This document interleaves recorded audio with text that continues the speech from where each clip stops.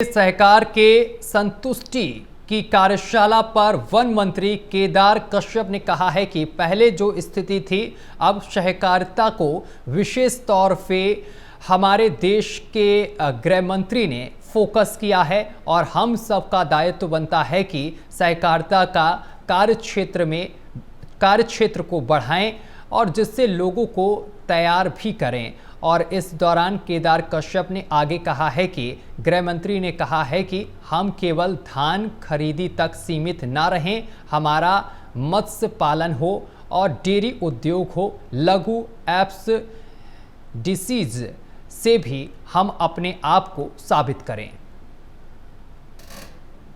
हमारे देखिए पहले जो स्थिति थी और अब सहकारिता को विशेष तौर पे हमारे देश के माननीय गृह मंत्री जी ने फोकस किया है और हम सबका दायित्व बनता है कि हम सहकारिता का कार्यक्षेत्र को हम बढ़ाएं और जिस चीज़ से लोगों को तैयार भी करें।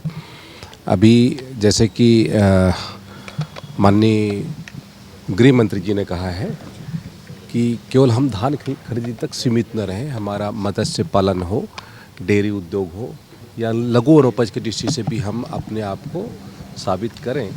और वैसे तो कर ही रहे हैं लेकिन और उसको बड़े स्केल पे हमको करना है, उस दृष्टि से हम लोग इसमें कार्य योजना बनाए हैं। और दूसरा ये कि हमारे यहाँ पर जो हम अल्पकालीन जो ऋण देते हैं, लगभग अभी मैं देख रहा था लगभग 6,700 करोड़ से ऊपर का अल्पकालीन ऋण इस वर्ष दिया गया है। और मैं समझता हूँ कि पूरे देश में एक सबसे अच्छा उदाहरण अल्पकालीन ऋण के मामले में हमारा छत्तीसगढ़ प्रस्तुत करता है।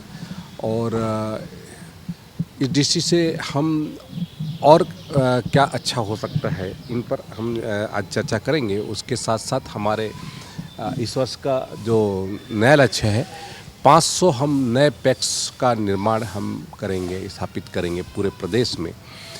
4 हमारे जो सहकारी बैंक हैं उनको फिर से स्थापित करने का निर्णय लिया है। और आपकी जानकारी में बताना चाहूँगा कि अपेक्स बैंक की एक शाखा वर्तमान में खोली गई है। उसी तरीके से जिला सहकारी बैंक के 4 हमारे कहते हैं शाखाएं भी उन्नयन की गई है। तो इस तरीके से सरकार पूरी तरीके से कोऑपरेटिव को लेकर के योजना बना करके उसको ज़मीनी स्तर पर ले जा करके हमारे किसानों को, हमारे वनवासी भाइयों को, दूध पालकों को, मत्स्य पालकों को इनको जोड़। खबरों में आगे बढ़ेंगे। चुनाव को लेकर शिव डहरिया ने कहा है कि हर पार्टी के जो विधानसभा चुनाव होते हैं उसमें नेताओं को कई क्षेत्रों की जिम्मेदारी दी जाती है और सभी पार्टी के लोग ये कहते हैं कि हमारी कांग्रेस पार्टी ने भी बहुत सारी जिम्मेदारी दी हैं। आगे उन्होंने कहा है कि बीजेपी की पार्टी सांप्रदायिक पार्टी है और ये छत्तीसगढ़िया लोगों को कई तरह से प्रताड़ित करने का काम कर रही है। लोग अब हम लोग तो पहले से कहते आ रहे हैं भारतीय जनता पार्टी जो सांप्रदायिक पार्टी है और ये छत्तीसगढ़िया लोगों को किसी भी तरह से प्रताड़ित करने का काम कर रही है। जैसे आप बलौदा बाजार की घटना में देख लीजिए, सारे सतनामी समाज के लोग हैं, 200 से ज़्यादा लोगों को अरेस्ट करके रखा है, उनके खिलाफ चालान तक पेश नहीं हो पा रहा है। वो चाहते हैं कि अनंत काल तक उनको जेल में रखें। उसी तरह लोहारेडी में, कवर्धा में साहू समाज के 167 लोगों के खिलाफ FIR की गई है। अभी 60 लोग जो अरेस्ट हैं उसमें 33 महिलाएं हैं। वो महिलाएं मार से आज इतनी पीड़ित है कि अभी भी चल नहीं पा रही हैं। ये स्थिति है महिलाओं की। तो ये भारतीय जनता पार्टी जातिगत द्वेष रखती है छत्तीसगढ़ियों के प्रति और उनको किसी तरह से प्रताड़ित करे, ये उनका हमेशा का ध्येय रहा है। लेकिन आने वाले समय में ये सब नहीं चलेगा और हमारी कांग्रेस पार्टी जब तक लोगों को न्याय नहीं मिलेगा तब तक उनके लिए संघर्ष करते रहेंगे।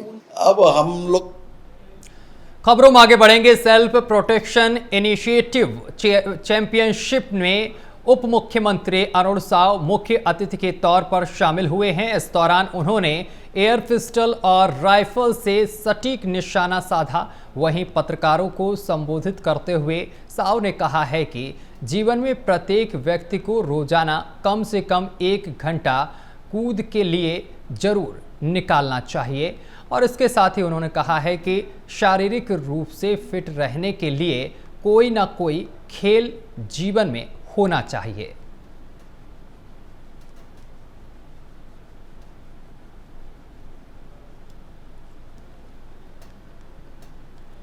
पूरे प्रदेश में नवरात्रि की धूम देखने को मिल रही है और जल्द ही दशहरे का पर्व भी आने वाला है, जिसे लेकर तैयारियां शुरू कर दी गई हैं। और इसी कड़ी में राजधानी रायपुर के रावण भाटा मैदान में भी हर साल की तरह इस साल भी सार्वजनिक दशहरा उत्सव समिति के द्वारा रावण दहन कार्यक्रम का आयोजन किया जा रहा है। बताते चले कि यह कार्यक्रम 12 अक्टूबर को होने वाला है और इसके अलावा रामलीला और अखाड़े का भी प्रदर्शन होगा। वहीं कार्यक्रम में मुख्य रूप से अतिथि के रूप में छत्तीसगढ़ के पूर्व सीएम भूपेश बघेल, सांसद ब्रजमोहन अग्रवाल, महाराष्ट्र के पूर्व राज्यपाल रमेश बैस समेत कई बड़े नेता शामिल होंगे। इस रायपुर शहर के सबसे ऐतिहासिक मैदान और सबसे ऐतिहासिक दशहरा मैदान में और दशहरा उत्सव समिति के द्वारा आप सभी का अभिनंदन करते हैं, आप सभी का स्वागत करते हैं, आप सभी का वंदन करते हैं, क्योंकि इस छत्तीसगढ़ में बस्तर दशहरा के साथ साथ सबसे अगर लोकप्रिय दशहरा है, सबसे ऐतिहासिक दशहरा है और सबसे पौराणिक दशहरा है तो वो रायपुर शहर का ये रावण भाटा, जो कि दूधाधारी मठ के द्वारा संचालित होता है, यह दशहरा है। क्योंकि अपने आप में ये ऐतिहासिक दशहरा है और इसका महत्व भी बहुत पुराना है। और उधर कवर्धा में तंत्र मंत्र का झांसा देकर आधा दर्जन से ज्यादा लड़कियों का शारीरिक शोषण करने का मामला सामने निकल कर आया है, जहां पर आरोपी खुद को हिंदू बताकर लड़कियों का शोषण करता था। आरोपी का नाम साहिल खान बताया जा रहा है। इस दौरान आरोपी के खिलाफ कोतवाली थाने में मामला दर्ज कर लिया गया है। बताते चले कि कोतवाली थाने में लव जिहाद और बलात्कार का मामला दर्ज किया गया है। आरोपी को फिलहाल पुलिस ने गिरफ्तार भी कर लिया है। कोतवाली में एक रिपोर्ट आई जिसमें एक पीड़िता ने ये शिकायत दर्ज कराई है कि उसके साथ में एक व्यक्ति ने अपनी पहचान छुपा करके उसके साथ में शारीरिक संबंध बनाया है और तंत्र मंत्र करने के बहाने उसने उसके साथ में धोखाधड़ी की है। तो महिला के रिपोर्ट पर थाना कोतवाली में अपराध दर्ज कर लिया गया है और आरोपी को भी गिरफ्तार कर लिया गया है। ये आरोपी जो गिरफ्तार हुए हैं कहाँ के आरोपी है और किस तरह से झांसा में करता है? ये आरोपी मध्य प्रदेश में अभी था, तो वहाँ से उसको लेकर के आ रहे हैं और वो तंत्र मंत्र का झांसा दे करके जो पीड़िता है उसके पति को, जो किसी कानूनी कार्रवाई में नियुक्त है, उसको बाहर निकालने के लिए उसको तंत्र मंत्र करा रहा था। और इसी के साथ में ये जो तंत्र मंत्र क्रिया थी उसके संबंध में वो उससे पैसे भी ले रहा था। ये पीड़िता के उसमें बयान में आया है, उसी आधार पर। कवर्धा के बाद अब बात करेंगे गरियाबंद की, जहां आपको बताते चले कि पत्नी ने प्रेमी के साथ मिलकर अपने पति की हत्या करने का एक घटना सामने निकल कर आई है। बताते चले कि पति ने अपनी पत्नी को उसके प्रेमी के साथ आपत्तिजनक स्थिति में देखा था, जिसके बाद पत्नी और प्रेमी ने मिलकर पति को मौत के घाट उतार दिया है। बताते चले कि पत्नी पति को काम करने आंध्र प्रदेश जाना बताकर गुमराह कर रही थी और वहीं आसपास के पहचान वालों से मृतक के पिता ने